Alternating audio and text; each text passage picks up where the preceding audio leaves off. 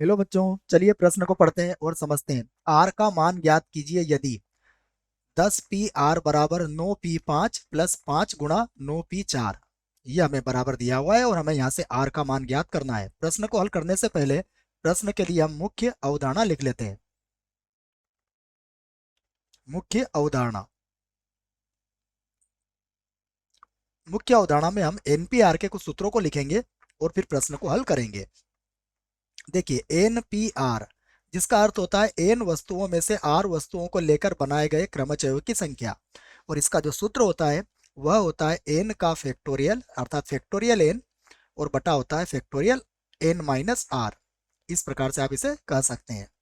तो ये होगा हमारे पास एन माइनस आर फैक्टोरियल या फैक्टोरियल एन माइनस आर। यहाँ पर अगर हम समझना चाहें कि ये फैक्टोरियल क्या होता है तो हम उसको भी अच्छे से समझ लेते हैं। फैक्टोरियल होता है, जैसे हमारे पास एन फैक्टोरियल है, इसका मतलब ये क्रमागत एन प्राकृत संख्याओं का गुणनफल है, जिसे हम कुछ इस प्रकार लिख सकते हैं एन एन माइनस वन फिर एन माइनस दो हो जाएगा ये। और इसी प्रकार ये गुणा होके इसके जो अंतिम पद होंगे वह होंगे 3 गुणा 2 और गुणा 1। तो ये है फैक्टोरियल का मतलब। और भी हम फैक्टोरियल को अच्छे से समझ सकते हैं। देखिए, ये जो हमने लाइन लिखी है इसका मतलब है कि यदि फैक्टोरियल एन लिखा हुआ है, इसे हम ऐसा लिख सकते हैं, अगर हम एन बाहर लेते हैं तो ये हो जाएगा फैक्टोरियल एन माइनस वन और उसके बाहर क्या रहेगा, एन हो जाएगा। हम इसे ऐसा भी लिख सकते हैं एन एन माइनस वन और यहाँ पर हो जाएगा हमारे पास एन माइनस दो का फैक्टोरियल अर्थात फैक्टोरियल एन माइनस दो। तो यह बातें भी आपको समझनी है। अब जो प्रश्न दिया हुआ है हम उसको देखते हैं, हल करते हैं। तो देखो, जो हमें दिया है हम उसे लिख लेते हैं। तो दिया है,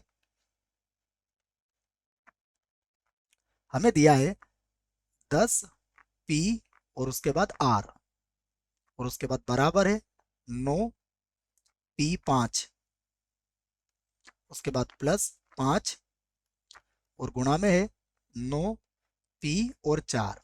और हम इसको हल करते हैं। देखिए, तो यहां से हम क्या करेंगे, सबसे पहले जो हमने सूत्र लिखा है उसका प्रयोग यहाँ पर करेंगे। देखिए, तो ये जो 10 पी आर होगा इसको तो अभी हम वैसे ही लिख देते हैं 10 पी आर। और यहाँ पर देखिए, हम इसको 9 पी 4 को क्या लिख सकते हैं, ये होगा 9 का फैक्टोरियल अर्थात फैक्टोरियल 9।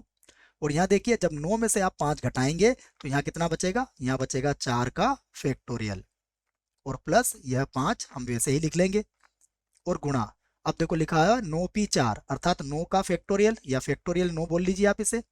और जब आप यहाँ से 9 में से 4 को घटाएंगे तो कितना बचेगा, फैक्टोरियल 5 आपका बच जाएगा। अब आप देखिए, आप इसे किस प्रकार लिख सकते हैं, हम इसको आगे बढ़ाते हैं। तो अब ये होगा 10 पी आर बराबर फैक्टोरियल 9 और यहाँ पर था फैक्टोरियल 4, उसके बाद प्लस यहाँ पर है 5 गुणा फैक्टोरियल 9 और बटे में देखिए, अब आप यहाँ पर क्या था हमारे पास, बटे में था फैक्टोरियल 5। तो जब हम 5 को बाहर लेंगे तो एक कम हो जाएगा, जैसा कि आपको यहाँ पर मैंने समझाया। तो यहाँ 5 बाहर निकल के 4 का फैक्टोरियल हो जाएगा। तो हम इसे लिखते हैं 5 और गुणा में आ जाएगा फैक्टोरियल 4। तो यहाँ पर क्या लिख दिया हमने, फैक्टोरियल 4। देखिए, इसको और आगे हल करते हैं। तो अब हमें मिलेगा 10 पी आर बराबर, देखो ये 5 से 5 कट जाएगा और जब हम इन दोनों को जोड़ेंगे तो ये हो जाएगा 2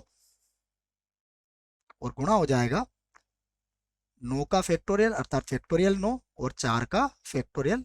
ये हो जाएगा, देखिए 9 बटा 9 फैक्टोरियल 9 बटा फैक्टोरियल 4, फैक्टोरियल 9 बटा फैक्टोरियल 4 जुड़ के क्या जाएंगे 2 गुणा फैक्टोरियल 9 बटा फैक्टोरियल 4। परंतु हमें तो ये लेके आना है।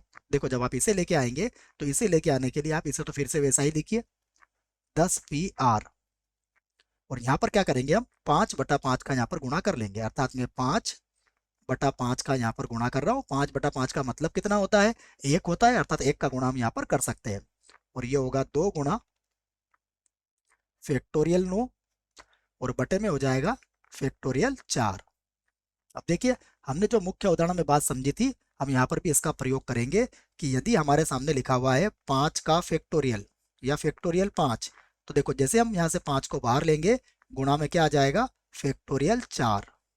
तो इस बात के हिसाब से देखिए, अब आप यहाँ पर क्या होगा, एक बात और लिख देता हूँ मैं, देखो 5 गुणा 10 होगा। तो मैं इसको भी यहाँ समझा देता हूँ कि अगर हम 10 का फैक्टोरियल हल करेंगे तो 10 का फैक्टोरियल क्या होगा, 10 गुणा 9 का फैक्टोरियल। इन दोनों बातों के आधार पर देखिए अब हमारा कथन कैसा बन जाएगा। तो अब हम इसे लिख सकते हैं 10 PR और बराबर देखिए 5 गुणा 10 था, अर्थात यह बराबर हो जाएगा 10 के फैक्टोरियल के, और बटा देखिए ये हो जाएगा 5 के फैक्टोरियल के बराबर। तो इसको लिख देंगे हम 5 का फैक्टोरियल। अब इसको थोड़ा सा और आगे हल करते हैं और फिर हम तुलना यहाँ पर कर लेंगे। तो यहाँ से देखिए 10 PR ये तो हमने वैसे ही लिख दिया। उसके बाद ये जो 10 फैक्टोरियल बटा 5 फैक्टोरियल है, इसे हम लिख सकते हैं 10 का फैक्टोरियल, और बटे में देखो मैं इसको लिख सकता हूँ 5 को 10 माइनस 5, क्योंकि 5 के बराबर होता है, इसमें तो कोई पूछने वाली बात नहीं है।